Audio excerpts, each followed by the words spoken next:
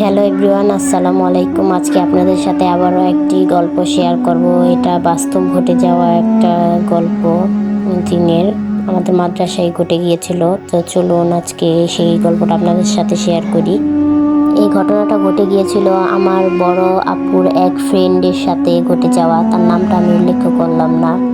তো উনি মাদ্রাসায় থেকে খেয়ে পড়াশোনা করতো।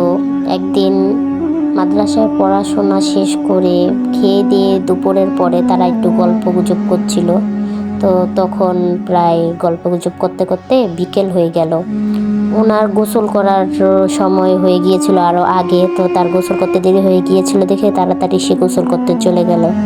তো গোসল করে আসতে আসতে তার মাগরিবের কাছাকাছি সময় চলে এলো। মাগরিবের কিছু আগ মুহূর্ত, প্রায় আজান দিবে দিবে এরকম অবস্থায় তিনি গোসল শেষ করে গোসলখানা থেকে বের হলো। তো আমাদের মাদ্রাসার চারপাশটা এরকম ভাবে গেট দিয়ে সীমাবদ্ধ ছিল যে কোনো বাহিরের কোনো কিছুই ভিতরে আসার কোনো সিস্টেমই ছিল না।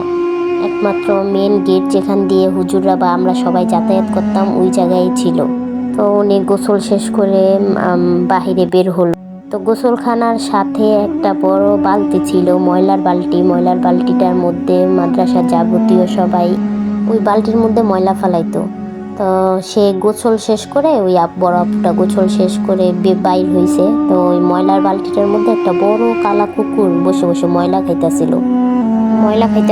তো তার হাতে একটা ছোট একটা মগ ছিল, ওই মগের মধ্যে কিছু পানি ছিল। তো উনি কি করছে, ময়লা খাইতেছিল দিকে কুকুরটারে মানে বলতেছিল এই যা এখান থেকে যা। উনি মানে তার সেন্স ছিল না যে এখানে কুকুর ঢোকার কোনো সিস্টেমই ছিল না মাদ্রাসায়, কুকুরটা কোথা থেকে আসবে। তো উনি কি করলো, ওনার হাতে থাকা যে মগটা, ওই মগের থেকে কিছু পানি নিয়ে কুকুরটার গায়ের মধ্যে ছিটা দিছে। তো ছিটা দেওয়ার সাথে সাথে কুকুরটা কি হচ্ছে, ও ময়লা খাওয়া বাদ দিয়ে তার দিকে তাকাইছে, তার চোখগুলো এত বড় বড় করে তাকাইছে। তো কুকুরের চোখগুলো অনেক লাল লাল অবস্থায় ছিল। তো ওনার তারপর আর কিছু খেয়াল নাই, ওনার ভিতরে হয়তো ওই জিনিসটা ঢুকে গেছে। ওই জিনটা বেশি একটা ভালো ছিল না, হয়তো এখানে বসে বসে ময়লা খাইতেছিল। তো পরে আমরা এটা জানতে পারলাম। তো উনি কী করলো, সন্ধ্যার পরে আসতে সবাই নামাজ টামাজ শেষ করে মাদ্রাসায় কোরআন শরীফ তেলাওয়াত করতো রুমের ভিতরে। উনি কী করছে, মাদ্রাসার রুমের একেবারে কোণারে গিয়ে ঘুমটা দিয়ে চুপ করে বসে বসে মানে কান্না করতেছে। তো আমার বড় আপু আবার তার সাথে অনেক বেশি ক্লোজ ফ্রেন্ড ছিল, ওনার সাথে বসে রয়েছিল। তো তারা জিজ্ঞেস করতে যেন কী রে, কথা বলতেছিস না কি লেগে, কোনো সমস্যা, কোনো রাগ করছিস বাসার থেকে বা কোনো সমস্যা হয়েছে কিনা জিজ্ঞেস করতে হবে। তো উনি আবার কি করছে, জোরে একটা মানে খেজি দিচ্ছে, যা তুই আমার লগে এমন করতেছিস কি লেগে, তুই এরকম করছিস। পরে আমার বড় আপুর চেহারাটা দেখছে, দেখে আমার বড় আপুর মানে হাতটা ধরছে, দুইটা কইতা চাইছে না আমার তোর অনেক ভালো লাগছে, আমি তোরা ছাড়বো না, আমার তোর অনেক পছন্দ হয়েছে। তো সবাই রুমে সবাই চিল্লাচিল্লি শুন না, সবাই রুম থেকে বের হয়ে গেছে গা। তো খালাম্মা তারপর মানে ম্যাডাম যারা ছিল সবাই ডাক দিছে। তো ওনারা আবার হুজুর টুজুরে ডাক দিছে কী হলো। পরে আমার বড় আপু এদিকে চিল্লাচিল্লি করতেছে, মানে ওনারা অনেক হাত ছুটানোর চেষ্টা করতেছে। ওই ফ্রেন্ডটা তার হাত ধরেই রাখছে, ছাড়বো না ওনার বলে অনেক ভালো লাগছে আমার বড় আপুরে।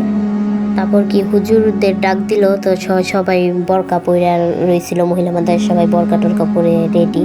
তো হুজুর আসার পর বলতেছে কি রে তুই কে, বা জানার চেষ্টা করছে। তো ওনারা হয়তো কিছু পড়ার পর বলতেছে না ওই আমারে ডাক দিল কে, ও আমারে বিরক্ত করলো কে, আমি ময়লা খেতে আসছিলাম, তো ও আমার গায়ে পানি ছিটা দিছে, এই কারণে আমি ওর উপরে ভর করছি।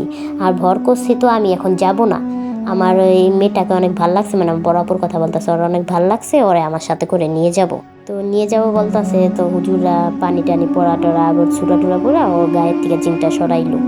তো ভিডিওটা অনেক লম্বা হয়ে গেছে, আরেকটা পার্ট আবার আপনাদের সাথে শেয়ার করব পুরো গল্পটা। যদি কেউ দেখতে চান বা শুনতে চান অবশ্যই কমেন্টে জানাবেন, না হলে তাহলে আমি পরের পার্টটা আপনাদের সাথে অবশ্যই শেয়ার করব। আজকের জন্য এই পর্যন্তই। সবাই সুস্থ থাকবেন, ভালো থাকবেন। আসসালামু আলাইকুম।